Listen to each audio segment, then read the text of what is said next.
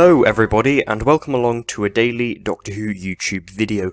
As promised, I am back, and today, as you can probably guess from this slide and the thumbnail and title of this video, I'm going to be ranking series 1 to 12 of Doctor Who. So by Doctor Who, I mean New Who. So the revival era of Doctor Who since 2005, because I haven't watched all of Classic Who. I am getting there. I've got at least 20 of the DVDs now, but still not quite there. So I'm just going to be ranking series 1 to 12 of New Who.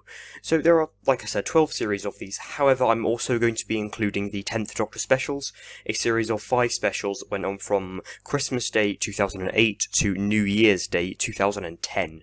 So there are going to be 13 items in this video, and this is probably going to be the video with my huge unpopular opinion about Doctor Who, which lots of people won't really like, so, don't put any, hate comments down. This is just my opinion, and without further ado, let's get into this video.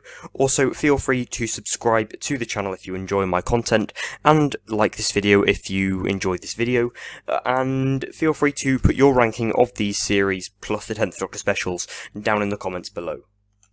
In 13th place, we have Series 2 of Doctor Who, a series lots of people really like. It was originally very well received, however, it's gone down in people's lists quite a lot, mainly because people have started to notice the episodes within it aren't of the highest quality. For example, Love and Monsters, Fear Her, The Idiot's Lantern, New Earth, and Tooth and Claw are all episodes people don't really like. However, it does have some redeeming qualities.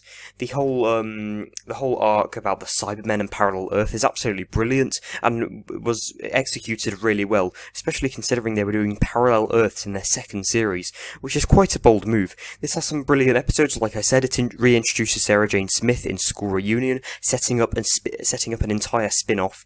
We also have the newly regenerated 10th Doctor, who I'm not the biggest fan of. I prefer him in his later series.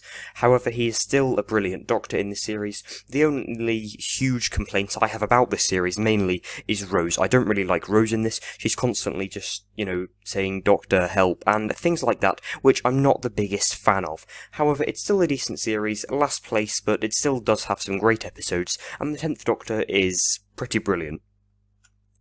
Next up, in 12th place, we have Series 11 of Doctor Who. This is the second most recent series and aired in late 2018. It features the 13th Doctor and her companions Graham, Ryan, and Yaz. This is the series with the most regular companions throughout the entire series. It's got 3 of them. Usually we'd only have 1 or 2 companions, so that was quite a bold move for the show. This is also Chris Chibnall's first series as showrunner, which is, quite a impressive sort of step to becoming showrunner from just doing few episodes like The Power of 3, The Hungry Earth, Cold Blood, etc. So this series, it didn't really fare very well with fans. It's lots of fans' least favourite, and while I see where they're coming from, I still really like lots of the episodes in this series. For example, The Woman Who Fell to Earth is pretty good, not the absolute best, but still really good. The Ghost Monument and Rosa are incredible. I really like the whole adventure sort of feel of the Ghost Monument and the political message that it sends across in Rosa.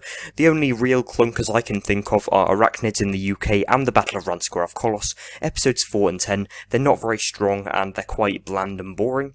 However, the 13th Doctor is really good. I was hooked immediately when she first appeared on that train in The Woman Who Fell to Earth, and the companions are still really good. I'm not that keen on Ryan, but Graham and Yaz are brilliant companions. I really like them.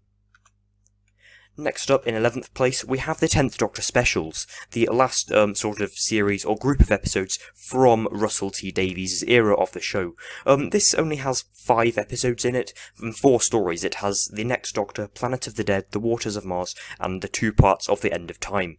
In general, this has some clunkers. I don't really like The Waters of Mars. I actually really don't like it. The Next Doctor isn't that great either. I gave that a 6.9. The Planet of the Dead I actually really enjoyed, and The End of Time Part 1 was okay, on the verge of good. It was trying to do something exciting and big scale, but it didn't quite work. But End of Time Part 2 made up for it so much. In general, this is just a huge hit or miss for me. We get a bad one, then a good one, then a really bad one, then an okay one, then a brilliant one. So it's quite all over the place. But yeah, I really enjoyed quite a few of these.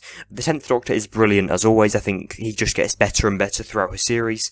And yeah, this is really good. Quite a strong, I mean, not the strongest exit for Russell T Davies, but it's still a really good set of episodes, and I quite like them. Next up, we have Series 1, an entry in this list that lots of people will be surprised to hear. In previous videos, I have said I really enjoy Series 1, which I do. However, it just doesn't quite reach the heights some of the higher series do. Rose is actually much better in this series. I actually really like her in this series. I think in Series 2 she kind of overacts a little bit. The 9th Doctor is brilliant as always. He is my least favourite main Doctor from New Who. However, he's still incredible. All the Doctors are really good in my opinion. We also have this really good dynamic between them, which I adore. And we have some really good episodes as well. I'm quite a big fan of Aliens of London and World War III. They're not the best, but they're still incredibly enjoyable. We have Father's Day, we have Bad Wolf, The Parting of the Ways, we have The Empty Child, The Doctor Dances. We have some really good episodes, but we also have some not that great episodes. I'm not the biggest fan of The End of the World. Rose is okay, the episode, and yeah, Boomtown, some of them, The Long Game, they're not the best. However, this series is a really strong opener to New Who, but the best is definitely yet to come. Next up, we have Series 3, another Russell T Davies series. It pains me to put 4 Russell T Davies series in the bottom 5 spots, but it had to go somewhere.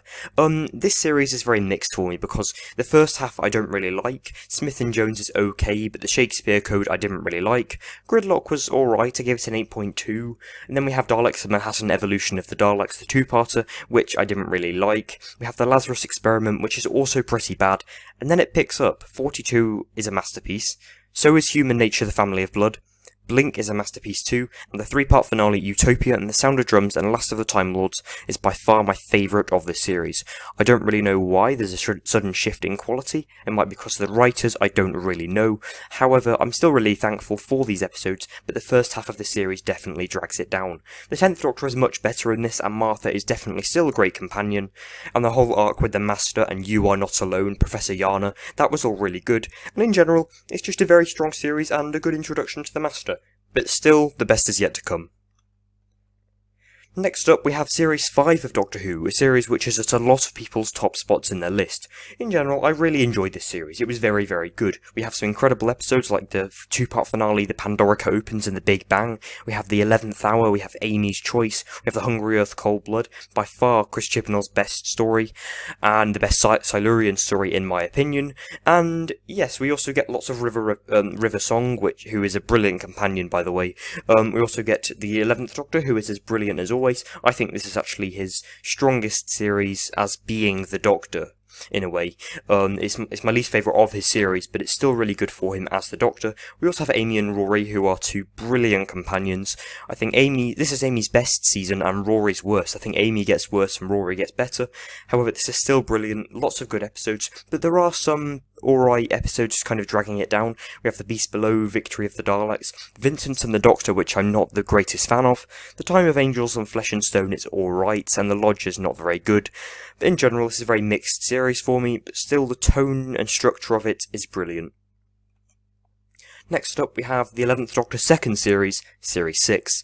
This has basically the same companions as the last entry in this list, which, with the 11th Doctor, I think he's not quite as good as in Series 5. He's still brilliant though. We also have Amy and Rory. Amy is some goo, like this gooey flesh for the first half of the series, which is a twist I really enjoyed. We also have Rory, who I think has a lot more character development and becomes much better. We also have River Song in quite a few episodes. We have her in Impossible Astronaut, Day of the Moon. We have her in Go Man Goes to War, Let's Kill Hitler, and The Wedding of River Song. She's in quite a few. I really like the whole arc with Madame Kovarian, Amy being pregnant. We have River Song being Missing Melody Pond. We have The Silence, The Impossible Astronaut. It's all really, really good. Slightly weak finale. I've got to admit, I gave it an 8.0 out of 10, but still a really good season, very strong. However, it does have some episodes that bring it down for me. For example, Closing Time wasn't very good. I'm not the greatest fan of the Rebel Flesh and Almost People, or Curse of the Black Spot, or The Doctor's Wife. However, the rest are really solid stories, and I really enjoy lots of these. Next up, we have Series 9.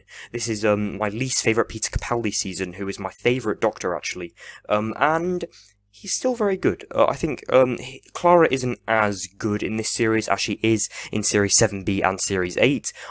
This was actually written as a companionless season originally, and then for some reason Jenna Coleman decided to stay. I think it would have worked better as a companionless season, because in some episodes she's not even there anyway, like Heaven Sent. She's not really there in Woman Who Lived, or Girl Who Died. She doesn't really have a huge part in that. The 12th Doctor is brilliant as always. He has a big shift in personality from Season 8, which I think isn't exactly an improvement. I prefer him in Series 10 to Series 9 and 8, but I prefer his Series 8 performance to his Series 9 performance. This has some brilliant episodes like Face the Raven and Heaven Sent. Hellbent isn't that bad a finale. Lots of people make it out to be worse than it actually is, I think. We also have some other brilliant stories though, like Under the Lake Before the Flood, The Magician's Apprentice, The Witch's Familiar, and we also have some alright episodes like The Woman Who Lived, The Girl Who Died. We have the brilliant Zygon 2-parter as well, and in general it's a very, not exactly a mixed series for me, just a pretty standard series, you know, kind of in the middle of all of these. Still really good. Next up we have Series 8. This is Peter Capaldi's first season as the 12th Doctor, and he is much, much better than he is in Series 9 in my opinion.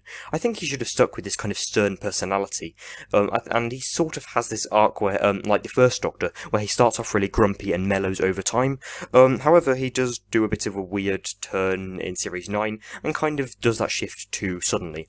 I think his personality in Series 8 works really well. We also have lots of really new villains. We've got the Dinosaur and the Half-Faced Man, we've got the Teller, we've got Missy, who is a brilliant master, and, you know, that 2-part finale, Dark Water, Death in Heaven, is brilliant with her resurrecting all those dead people as Cybermen. That's genuinely quite scary. We also have the reintroduction of Unit, which I really like, and the final appearance of the Paternoster Gang, and we have some really good stories. We have Dark Water, Death in Heaven, we have Listen, Flatline, Deep Breath, Mummy on the Orient Express. We don't have any real clunkers. My least favourite is In the Forest of the Night and Into the Dalek, but they're still solid stories nonetheless. Next up, we have Series 12. This is the most recent series of New Who, and by far Jodie Whittaker and Chris Chibnall's best series, you know, in their production and acting time on Doctor Who. In general, it's a very, very good series. It's not exactly that mixed, because I really like most of the episodes in this. I think the only real clunkers are Orphan 55, and Can You Hear Me isn't the absolute best, but I still like it. The rest are really solid. Orphan 55, like I said, isn't the best. It's got way too many characters.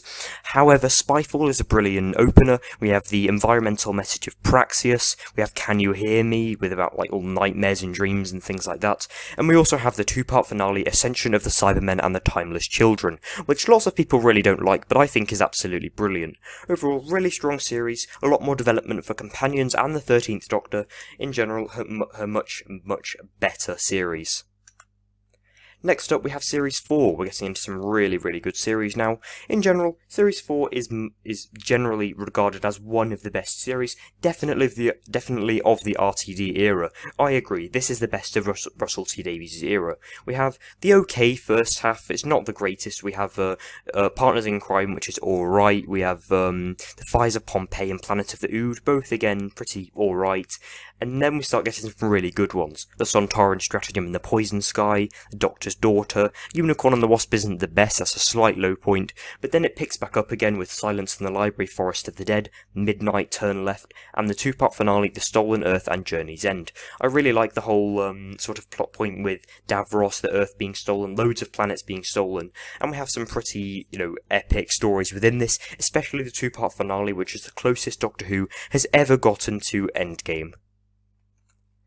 Next up, we have Series 10, the Peter Capaldi's last series as the Doctor, and it's pretty brilliant. Honestly, this is so good. We have a brilliant TARDIS team, a brilliant TARDIS as well. I don't really know why I said that, I just kind of saw the TARDIS. Well, Bill is a brilliant companion, and Nardole is only there for comic relief, but he's still a really good companion. The 12th Doctor is by far my favourite in this series, and we have some brilliant episodes. We have the Monk trilogy of Extremis, The Pyramid at the End of the World, and The Lie of the Land, which is all pretty brilliant. We also have this arc with the Doctor guarding the vault in the university, and we have Missy, who eventually meets her past self and raises an army of the Cybermen and Mondasian Cybermen for the two-part finale World Enough and Time the Doctor Falls, which is by far my favourite Doctor Who story of all time. So, in first place, we have Series 7, my top spot. This episode is bottom of lots of people's lists, for multiple reasons. The bad companions, they don't like the 11th Doctor in this series, and the story quality and the structure. In terms of structure, I do agree, it isn't the best being in two different parts. I think Amy and Rory should have had an entire series, and Clara just should have started in Series 8. However, I do really like the arc of the Impossible Girl. I think it's a brilliant mystery, and the 11th Doctor was justified in finding out why, Clara is like that. Lots of people say he's really mean to her and doesn't really treat her like a human. I completely disagree, actually. I think he's perfectly nice to her. In terms of story quality, there aren't really any bad stories in this. I don't really see what people are talking about. The Crimson Horror, Cold War, Hyde, and Dinosaurs on a Spaceship are by far the worst, but they aren't bad by any means. I think the best are The Angels Take Manhattan, we have the Town Called Mercy, The Asylum of the Daleks, we have Journey to the Centre of the TARDIS, Name of the Doctor, The Day of the Doctor, and Nightmare in Silver. Stories which are all incredibly strong. Even the worst of this is still pretty meh. None of the episodes are bad. We have this really good arc in Series 7B with the Whispermen and the Great Intelligence.